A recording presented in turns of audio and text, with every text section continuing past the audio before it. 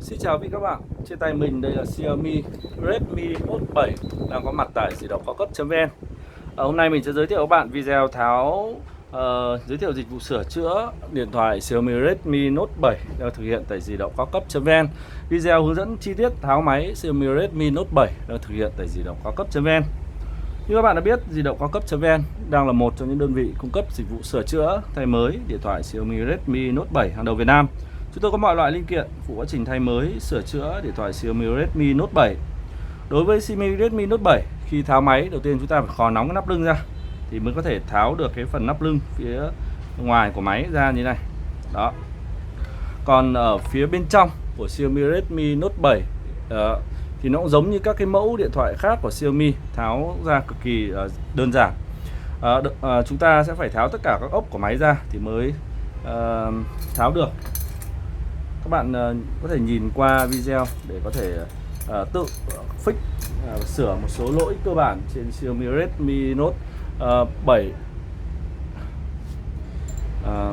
tại nhà. Ví dụ như là rơi vào nước chẳng hạn, hay là rơi va đập, làm tung loa trong, chân có nếch hoặc là loa rè rè, thì chúng ta có thể qua video này chúng ta tháo toàn bộ máy ra, chúng ta vệ sinh qua là có thể khắc phục được.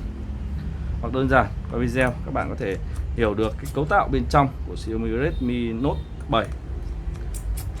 Đó, nó cũng đơn giản thôi, nó cũng không khó khăn, không loằng ngoằng.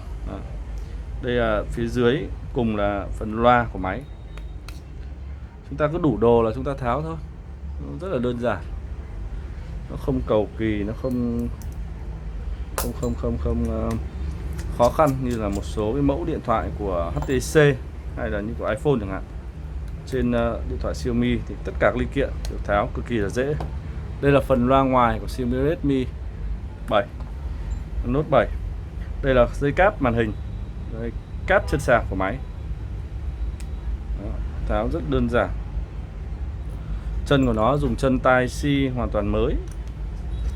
Nó không giống như các cái mẫu điện thoại khác của Xiaomi.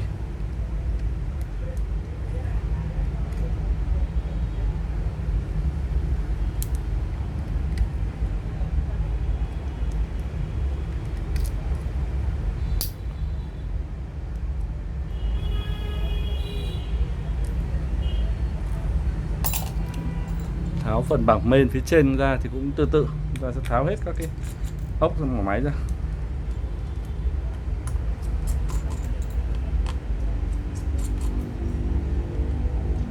Cái điều rất thú vị trên các mẫu điện thoại của Xiaomi là cỡ ốc nó tương đồng nhau, nó không phân biệt là dài ngắn, do đó việc thay thế sửa chữa nó an toàn hơn, nó không phải quá chú trọng đến cái phần ốc. Đó.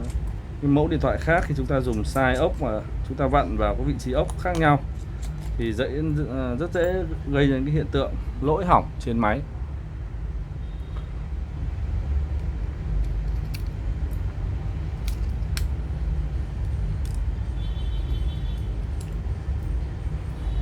Cáp màn hình.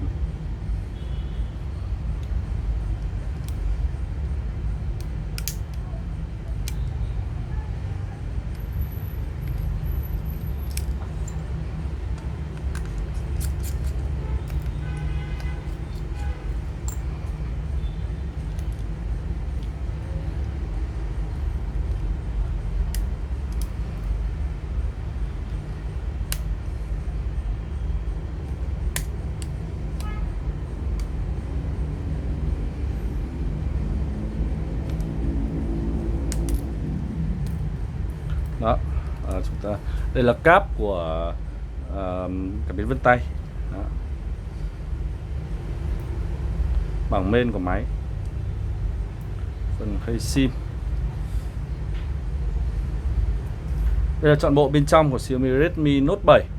Khi bạn gặp lỗi sự cố liên quan phần cứng, phần mềm trên Xiaomi Redmi Note 7, thì các bạn có thể đến trực tiếp các địa chỉ của di động cao cấp.vn hoặc liên hệ 024 66 750 99.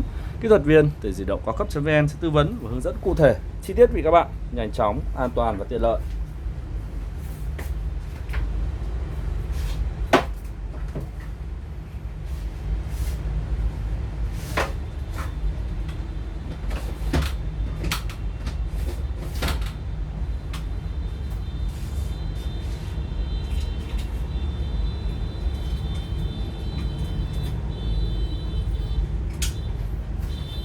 Đối với những khách hàng ở xa không điều kiện đến với di động cao cấp.vn, quý vị các bạn có thể sử dụng dịch vụ ship code COD, rồi ship các linh kiện trên Xiaomi Redmi Note 7 đến tận địa chỉ khách hàng yêu cầu.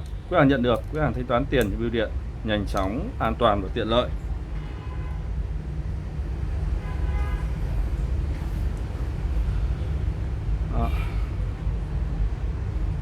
Bảng main của Xiaomi Redmi Note 7 nó cũng gần tương đồng với cái dòng Huawei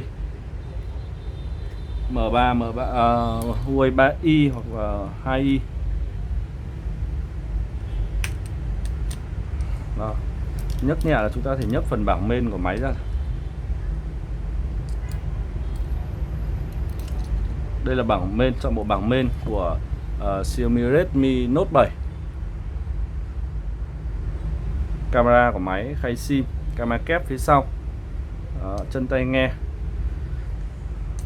Vậy là sau một hồi tháo lắp, một hồi loay hoay thì chúng ta đã tháo được các cái linh kiện trên Xiaomi Redmi Note 7 ra.